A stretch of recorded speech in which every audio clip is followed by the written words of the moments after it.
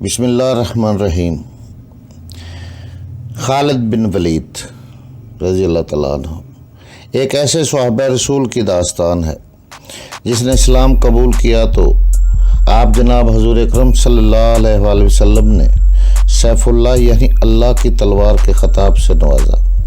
آپ چند ہزار مجاہدین اسلام کے ساتھ نکلے اور لاکھوں کی دشمن فوج کا مقابلہ کر کے اسلام کا پرچم کریا کریا نگر نگر سر بلند کیا۔ آپ کے نام سے اسلام دشمن قوتیں گھبرا جایا کرتی تھی۔ آپ جس ملک پر بھی حملہ کرتے وہاں فوجیں دوڑ جایا کرتی تھی۔ آپ کو ہمیشہ اللہ تعالیٰ نے عزت بخشی، آپ فتح یاب ہوئے، آپ کا نام ہمیشہ سنہری حروفوں میں لکھا گیا۔ تو آئے چلتے ہیں خالد بن ولید کی کہانی کی طرف۔ یہ ناول، یہ داستان ایمان فروز ہے۔ تو آئے چلیں۔ خالد بن ولید رضی اللہ عنہ، قسط نمبر 121۔ صبح طلوع ہوئی، ابو عبیدہ رضی اللہ عنہ خالد رضی اللہ عنہ کے پاس آئے۔ خالد رضی اللہ عنہ نے انہیں رومی سالار دان کی سازش سنائی۔ وہ 10 رومی مجھے قتل کرنے کے لیے گھات میں پہنچ چکے ہوں گے۔ خالد رضی اللہ عنہ نے کہا، میں چاہتا ہوں اکیلا جا کر ان 10 رومیوں کو ختم کر دوں، بڑا اچھا شکار ہے۔ نہیں ابن ولید، ابو عبیدہ رضی اللہ عنہ نے کہا، یہ تیرا کام نہیں۔ 10 آدمیوں کے مقابلے میں تو قتل یا زخمی ہو سکتا ہے، تو بڑا قیمتی آدمی ہے۔ یوں کر 10 آدمی ایسے چن لے جو بہت ہی بہادر ہو، انہیں وہ جگہ بتا کر بھیج دے۔ خالد رضی اللہ عنہ نے 10 مجاہدین منتخب کیے اور انہیں بتایا کہ کہاں جانا ہے اور کیا کرنا ہے۔ ان میں زرار بن الارزو بھی تھے۔ انہیں ان 10 آدمیوں کا کماندار مقرر کیا گیا۔ مشہور مورخ واقدی نے یہ واقعہ ذرا مختلف بیان کیا ہے۔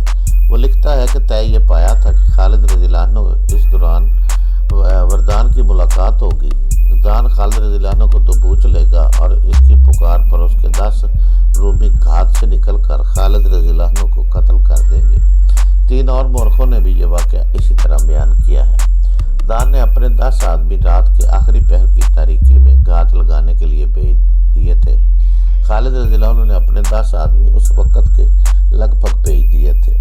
اس کے ساتھ ہی خالد رضی اللہ عنہ نے اپنے سالاروں سے کہا تھا کہ وہ گزشتہ روز کی ترتیب سے میدان جنگ میں کھڑے ہو جائیں اور حملے کے لیے تیار رہیں۔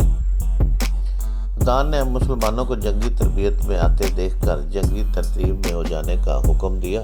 وہ صبح طلوع ہوتے ہی وہ شاہانہ جنگی لباس میں اس جگہ چلا گیا جہاں اس نے خالد رضی اللہ عنہ کو ملاقات کے لیے بلایا تھا۔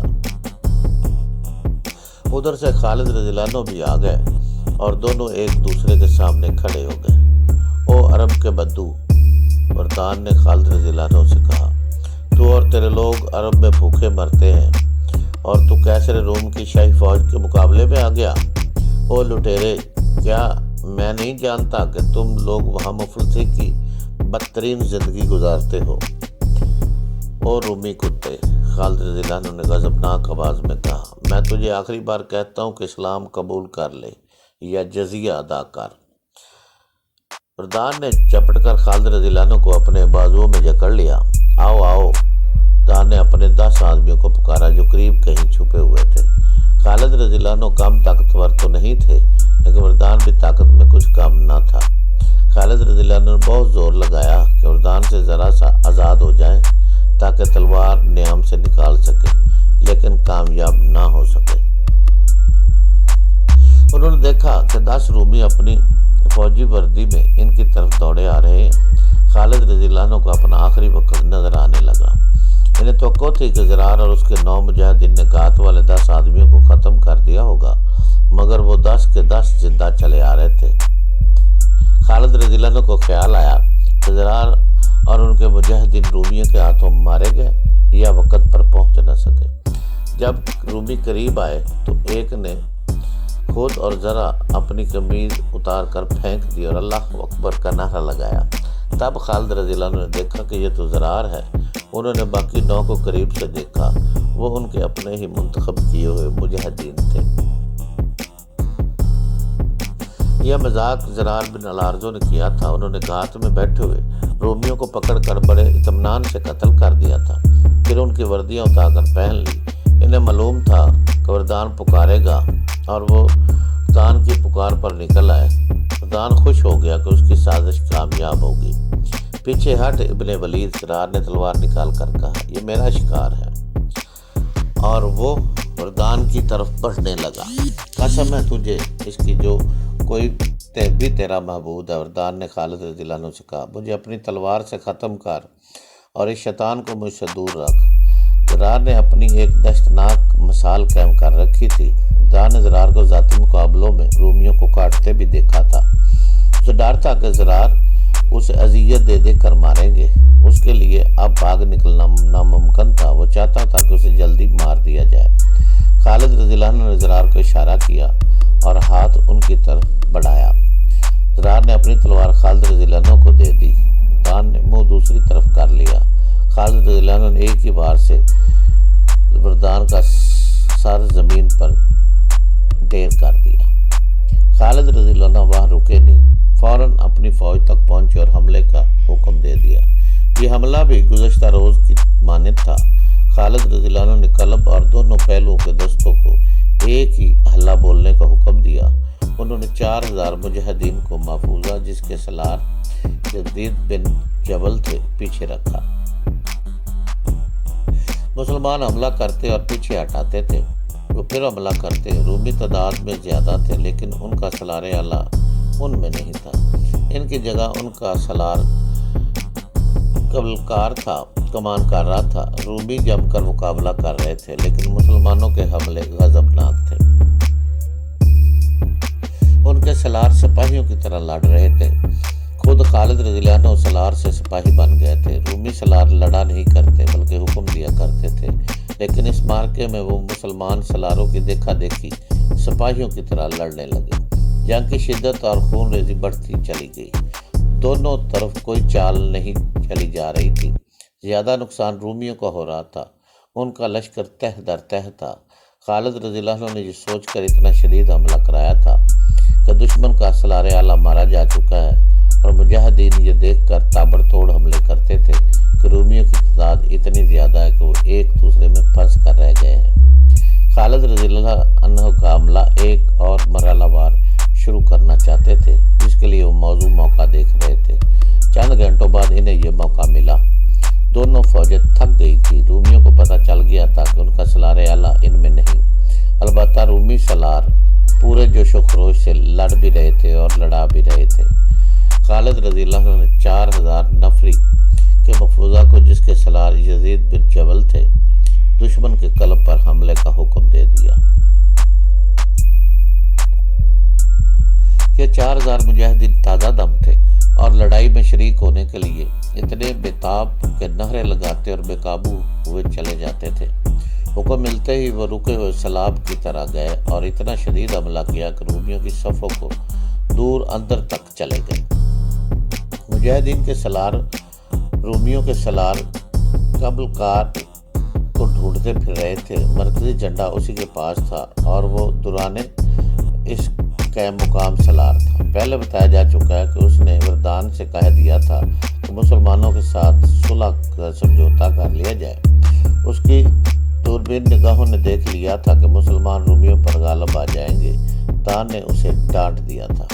مورخ طبری اور ابو سعید نے لکھا ہے کہ مجاہدین کو کلار مل گیا۔ اسے دیکھ کر سب حیران رہ گئے۔ وہ سالار لگتا ہی نہیں تھا، وہ تو جنگ سے لا تعلق کھڑا تھا۔ اس نے اپنے سر پر اس طرح کپڑا لپیٹا ہوا تھا کہ اس کی آنکھیں بھی ڈھکی ہوئی تھیں۔ اس کے محافظوں نے بے دلی سے مقابلہ کیا، شاید اس لیے کہ وہ اپنے سپہ سالار کو نیم مردہ سمجھ رہے تھے۔ انہی سے پتہ چلا کہ یہ ہے کبکلار۔ مجاہدین نے اسے اسی حالت میں قتل کر دیا۔ بعض مورخوں نے خیال ظاہر کیا ہے کہ کبکلار نے اپنی آنکھوں پر اس لیے کپڑا ڈال رکھا تھا کہ وہ اپنے لشکر کا قتل عام نہیں دیکھ سکتا تھا۔ اس کی قوت برداشت جواب دے گی تھی۔ رومیہ کا مرکزی پرچم گر پڑا۔ مجاہدین اب یہ نعرے لگا رہے تھے، خدا کی قسم، ہم نے رومیوں کے دونوں سالاروں کو قتل کر دیا ہے۔ سپہ سالاروں کو قتل کر دیا گیا، یہ ایک گونج تھی جو میدان میں ہر طرف سے اٹھ رہی تھی۔ رومیوں تمہارا پرچم کہاں ہے؟ شہنشاہ ہرقل کو بلاؤ۔ رومیوں تمہاری صلیبی اور جھنڈے کہاں ہیں؟ مجاہدین اسلام تو اپنے اللہ رسول اور ایک عقیدے کی خاطر لڑ رہے تھے، لیکن رومی جن کے حکم سے لڑ رہے تھے وہ مارے جا چکے تھے۔ مجاہدین کے پاس ایمان کی قوت تھی جو جادو کی طرح رومیوں پر غالب آ گئی تھی۔ رومی بھاگنے لگے، ان میں سے کچھ بیت المقدس کی طرف بھاگے جا رہے تھے، کچھ غزہ اور بعض یافا کی طرف۔ رومیوں کی جنگی طاقت کو مکمل طور پر تباہ کرنے کے لیے خالد رضی اللہ عنہ نے اپنے سوار دستوں کو حکم دیا کہ بھاگتے دشمن کا تعاقب کریں اور کسی کو زندہ نہ چھوڑیں۔ وہ ایک عبرتناک منظر تھا۔ رومی جانے بچانے کے لیے ادھر ادھر بھاگ رہے تھے اور مسلمان سوار ان کے تعاقب میں جا کر انہیں برچھیوں میں پرو رہے تھے۔ ان رومیوں نے اپنی تعداد پر بھروسہ کیا تھا، شراب کے نشے کو وہ اپنی طاقت سمجھتے تھے۔ انہوں نے مسلمانوں کو غریب اور نادار سمجھ کر انہیں ایک ایک دینار پیش کیا تھا۔ خالد رضی اللہ عنہ نے انہیں کہا تھا کہ تم سے دینار تو ہم لے ہی لیں گے۔ اب ان رومیوں کو کہیں پناہ نہیں مل رہی تھی۔ ان کا میدان جنگ میں اتنا جانی نقصان نہیں ہوا تھا جتنا میدان جنگ سے بھاگتے وقت ہوا۔ ان میں خوش قسمت وہ تھے جو بیت المقدس پہنچ گئے اور شہر میں داخل ہو گئے تھے۔ یہ قتل عام اس وقت کا رکا جب سورج غروب ہو گیا اور اندھیرا اتنا کہ سواروں کو اپنے گھوڑوں کے سر نظر نہیں آتے تھے۔ اس وقت خالد رضی اللہ عنہ اپنے خیمے میں تھے۔ انہیں بتایا گیا کہ داؤد نام کا ایک عیسائی عرب ان سے ملنے آیا ہے۔ خالد رضی اللہ عنہ نام سنتے ہی باہر کو دوڑے۔ خدا کی قسم داؤد، خالد رضی اللہ عنہ نے اسے گلے لگا کر بولے، تم نے صرف میری جان نہیں بچائی، تو نے میری فتح آسان کر دی۔ کوئی بھی انعام کافی نہیں ہو سکتا جو میں تجھے دوں۔ کہاں ہے تیرے بیوی بچے؟ کسی نے ان پر ہاتھ تو نہیں اٹھایا؟ نہیں ابن ولید، داؤد نے کہا، میں کوئی انعام لینے نہیں آیا، مجھے انعام مل چکا۔ دیکھ میں زندہ ہوں اور میرا خاندان زندہ ہے۔ اب ایک انعام مجھے یہ دے دے، یہ راز تیرے سینے میں ہے کہ میں نے تیری کچھ مدد کی تھی۔ روم کی شہنشاہی زندہ ہے، ابھی تو اس شہنشاہی میں داخل ہوا ہے، تیرا راز کیسے روم تک نہیں پہنچے گا؟ خالد رضی اللہ عنہ نے کہا، اور خدا کی قسم تو مال غنیمت کے حصے کا حقدار ہے، میں تجھے حصہ دوں گا اور تو جو مانگے گا دوں گا۔